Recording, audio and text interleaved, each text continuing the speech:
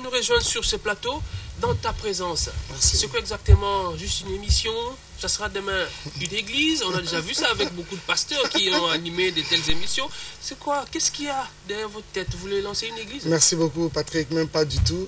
Mais nous estimons que c'est une responsabilité que le Seigneur nous donne de pouvoir travailler autour de la restauration, même j'appelle ça comme ça, de l'adoration au niveau de famille, au niveau des églises même, pourquoi pas au niveau de la nation, même dans notre vie de tous les jours.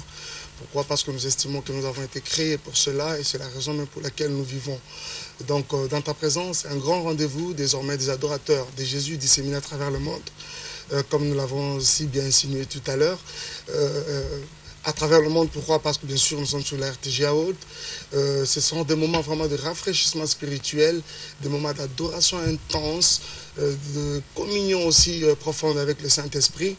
Un culte, bref, un culte d'adoration. Pourquoi? Je préfère appeler ça un culte pour ne pas appeler ça une émission, parce que très généralement, vous savez avec moi que quand on parle des émissions dans notre entendement, on voit un présentateur que je ne suis pas, parce que je ne saurais pas être Patrick, encore moins 33 Titengue.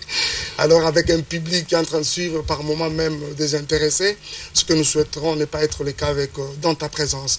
Par contre, c'est un culte, c'est-à-dire et nous qui présidons les cultes et vous qui serez en train de nous suivre de par vos écrans de chez vous, vous serez tous emballés dans un culte d'adoration à l'honneur du Seigneur. Voilà donc la RDCA, désormais sur la RTGA Haute. La RDCA sont téléévangélistes comme on les voit aux États-Unis et ailleurs. Pourquoi Absolument. vous choisissez la RTGA seulement? Non, on ne va pas se voiler le figure, mon ami. Tu sais très bien que nous sommes sur la être sur la RTGA, c'est vraiment un privilège.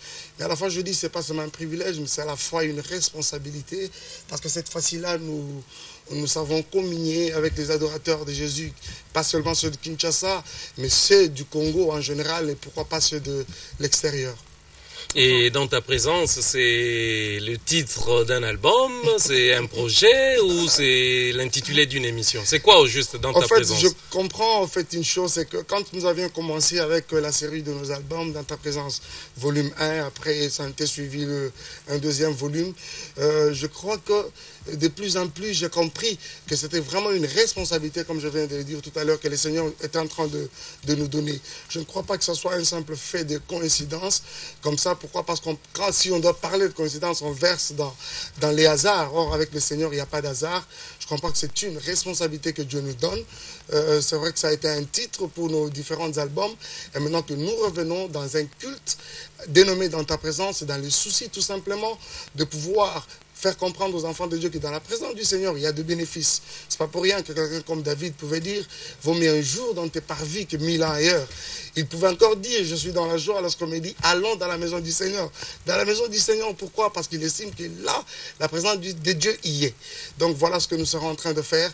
C'est cette responsabilité que Dieu nous donne de pouvoir amener le peuple de Dieu dans la présence du Seigneur et pas seulement les amener, mais aussi leur permettre d'y demeurer. Alors ça sera seulement Mike Kalambaye qui animera, ou Mike Kalambaye sera le principal intervenant animateur? Vous inviterez les hommes de Dieu, les autres chantres, ou ça sera principalement Mike Kalambaye et son groupe? Mais ce qui est vrai, c'est que nous avons la chorale Shekinah Music, donc dans son ensemble. Et à part cela, c'est vrai que le frère Mike Kalambaye sera presque celui qui sera là pour présider les cultes de façon principale. Mais de temps à autre, nous aurons des invités. Parce qu'on doit se le dire que l'adoration, c'est un grand monde. Il y a des personnes à qui le Seigneur a fait cette grâce de pouvoir maîtriser très bien les choses.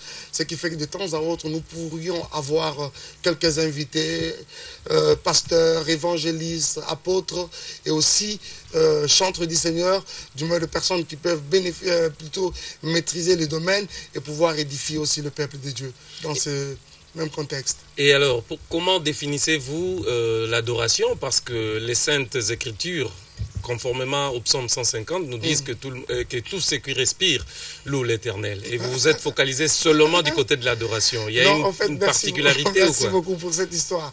C'est vrai que j'ai toujours l'habitude de dire aux chrétiens et tous ceux qui nous suivent que par moments ça paraît être un peu un faux débat. Pourquoi je dis ça? Vous savez, l'adoration, c'est pas seulement la chanson. L'adoration, c'est pas seulement une chanson douce. L'adoration, parce que si on doit considérer l'adoration comme étant seulement la chanson, et Patrick qui n'a pas la voix pour chanter, C'est ça. que direz-vous? C'est-à-dire qu'il ne peut pas adorer? Même pas. C'est-à-dire que l'adoration, c'est un mode de vie. 33 Kitenge. L'adoration, c'est un mode de vie.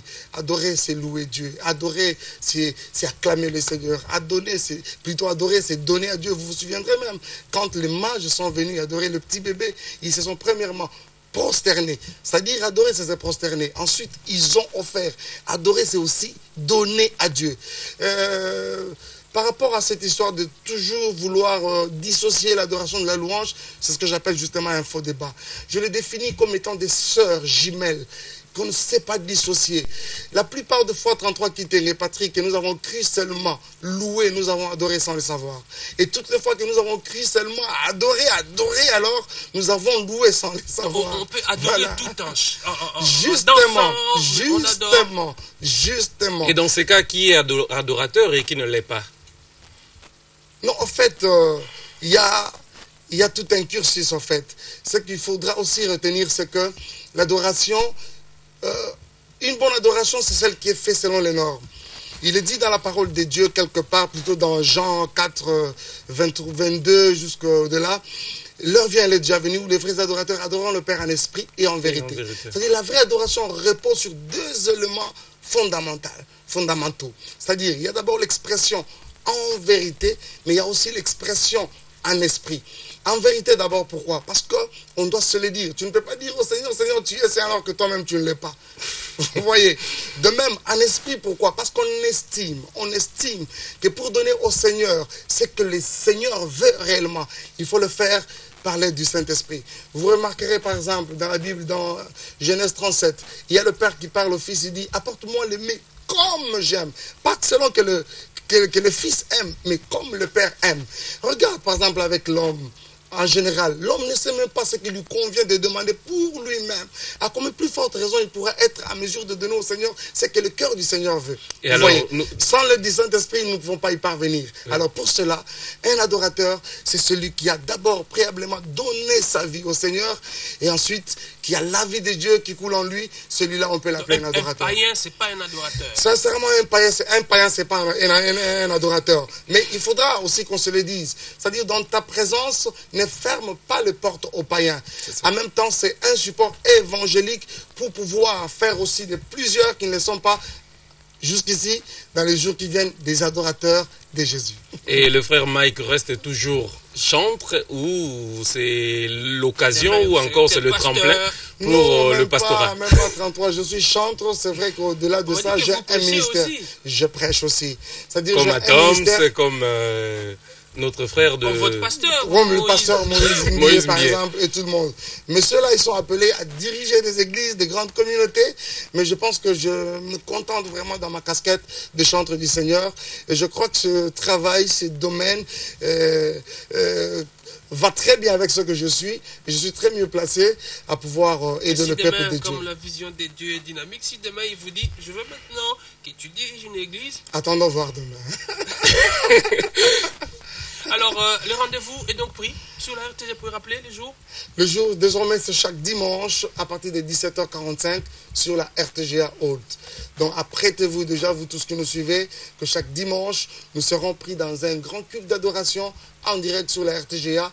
Chaque dimanche, je reviens encore à partir de 17h45. Mais il y a un point qu'on n'a pas épinglé, il y aura Lequel? également des témoignages à travers... Justement, il y Ok. aura également des Qu'est-ce qui témoignages. va se passer au juste par Justement, rapport à tout c'est-à-dire ça? que nous allons commencer comme ça à recueillir des témoignages. Il y a des personnes qui ont connu des expériences avec le Seigneur qui peuvent édifier aussi ceux qui seront en train de nous suivre.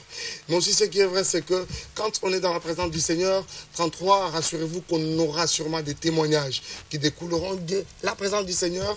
Alors ce qui fait que nous serons comme ça en train de recueillir aussi les témoignages de toutes les personnes qui pourront vivre de façon surnaturelle la main de Dieu, passant par ces temps forts d'adoration.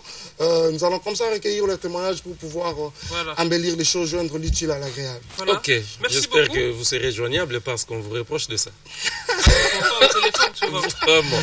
Non, ça Parce va que aller. les gens aimeraient témoigner, il faut qu'ils trouvent une adresse sûre. Justement, nous aurons des contacts par lesquels tous ceux qui nous suivent et qui aimeraient entrer en contact avec nous pourront nous joindre sans difficulté. Déjà pour ce dimanche, c'est le premier numéro. C'est le premier numéro déjà, c'est dimanche. Ok. Voilà. Prenez donc rendez-vous sur la RTGA avec le frère Mike Kalambaye. Merci 33 Chitenge. Merci beaucoup Patrick Mpezo Zanetti et merci également à tous les téléspectateurs de la RTGA World. Merci surtout à Mike Kalambaye Merci. d'avoir accepté notre invitation de parler de cette émission sur la RTGA. Merci, c'est moi également qui vous remercie. Mais monsieur, voici le rappel des principaux titres de l'actualité de ce jeudi. Réponse du ministre de l'Intérieur au Bureau conjoint des Nations Unies aux droits de l'homme. Richard Mouyej estime que le rapport du BCNUDH faisant état des 41 cas de violation des droits humains lors de l'opération Likofi contre les Koulouna est partial. Le ministre de l'Intérieur réclame donc le départ du seul Congolais de Scott Campbell, directeur du BCNUDH. Au Nord Kivu, les ADF ont frappé la ville de Beni. Bilan, une trentaine de personnes tuées, dont la plupart égorgées. Le gouverneur Julien Paloukou et les commandants de la brigade d'intervention de l'ONU sont arrivés sur place. Le syndicat des travailleurs congolais dénommé Union fait la force a lancé une étude sur l'état des lieux des salaires en RDC, cela dans le cadre de la journée mondiale du travail décent. Autre journée mondiale, c'est celle de l'alimentation. Nourrir le monde, préserver la planète, c'est le thème de cette journée qui a été célébrée donc ce jour. Fin, clôture de ces 2 heures de news sur la RTGA. Je vous remercie de nous avoir suivis de partout dans le monde. Clin d'œil particulier à nos téléspectateurs de Luanda, en Angola. Les programmes continuent sur la RTGA, alors ne zappez pas. Ce programme vous a été ouvert par RTL.